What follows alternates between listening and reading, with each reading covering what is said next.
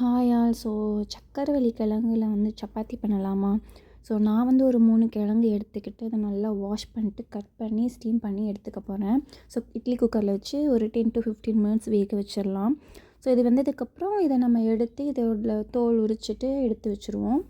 அதுக்கப்புறம் நம்ம வந்து எனக்கு தேவையான அளவு கோதுமை மாவு நான் வந்து எடுத்துக்கிட்டேன். நீங்கள் உங்களோட தேவைக்கேற்ப நீங்கள் வந்து கோதுமை மாவு எடுத்துக்கோங்க.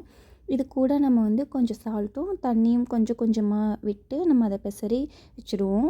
ஸோ அதுக்கப்புறம் நம்ம வேக வச்சு எடுத்து வச்சுருந்த கிழங்கு இருக்கு இல்லையா, அந்த கிழங்கு சக்கரவள்ளி கிழங்கை வந்து கொஞ்சம் கொஞ்சமாக நம்ம வந்து ஆட் பண்ணிக்கலாம்.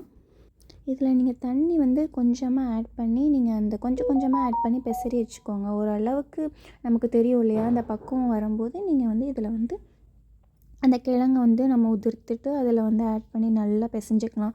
அந்த கிழங்கும் மாவும் சேர்ந்து நல்லா வந்து ஒரு சாஃப்டாகவே இருக்கும். ஸோ இதை நம்ம ஒரு 10 மினிட்ஸ் வந்துட்டு அப்படியே மூடி போட்டு வச்சுட்டு அதுக்கப்புறம் வந்து நம்ம வந்து இதை வந்து எடுத்து ரெடி பண்ணலாம். நான் நெய் ஆட் பண்ணி பிசையலாம்னு நினச்சேன். பட் ஆனால் வந்து இந்த கிழங்கும் அந்த கோதுமை மாவுமே வந்து சேர்ந்தே நல்ல சாஃப்டாக சூப்பராக இருந்துச்சு. சரி, நெய் வந்து நம்ம சுடும்போது ஆட் பண்ணிக்கலாம் அப்படின்னு நான் விட்டுட்டேன். ஸோ எப்பவும் போல் சப்பாத்தி ப்ராசஸ் தான். உருண்டை பிடிச்சி வச்சுட்டு தேய்ச்சிட்டு நம்ம வந்து கல்லில் போட்டு எடுத்து சாப்பிட வேண்டியது தான்.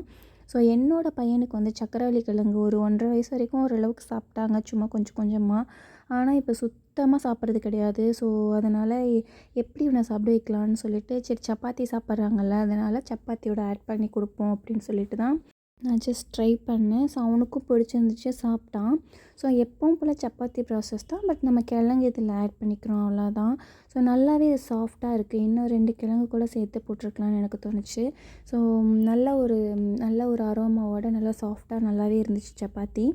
ஸோ இது வந்து சக்கரவள்ளி கிழங்கு வந்து பயங்கர சத்துங்க. இதில் வந்து நிறைய இரும்பு சத்து, நார் சத்து, கண்ணுக்கு நல்லது, அப்புறம் வந்து ஸ்கின் அண்ட் ஹேருக்கும் நல்லது. அதுக்கப்புறம் இதில் வந்து குடல் புற்றுநோய் தடுக்கிற எபிலிட்டி கூட இருக்கும் இதில். அதுவும் இல்லாமல் இது வந்து சர்க்கரையோட அளவை கூட நம்மளோட உடம்புல வந்து கண்ட்ரோல்டாக வைக்குமா. ஸோ ஃபைனலி வந்து சப்பாத்தி ரெடி ஆகிடுச்சு. நான் என் ஹஸ்பண்ட்க்கு ரொம்ப லவ்விங் அண்ட் கேரிங்காக வந்து அவங்களுக்கு ஹார்ட் ஷேப்பில் வந்துட்டு சுட்டுட்டு தென் தக்காளி சட்னி வச்சு அது கூட வந்து கொஞ்சம் பனானாவும் வச்சு அவங்களுக்கு மார்னிங் பிரேக்ஃபாஸ்ட் வந்து நான் கொடுத்துட்டேன். என் பையனுக்கும் ஊட்டி விட்டுட்டு நானும் சாப்பிட்டேன். ஸோ ரொம்ப ஹெல்தியான காலையிலேயே நல்ல ஒரு பிரேக்ஃபாஸ்ட் தான் இது. ஸோ நீங்களும் ட்ரை பண்ணிட்டு உங்கள் கிட்ஸுக்கும் செஞ்சு கொடுத்துட்டு எப்படி இருந்துச்சுன்னு சொல்லுங்கள். Thank you all. Bye bye.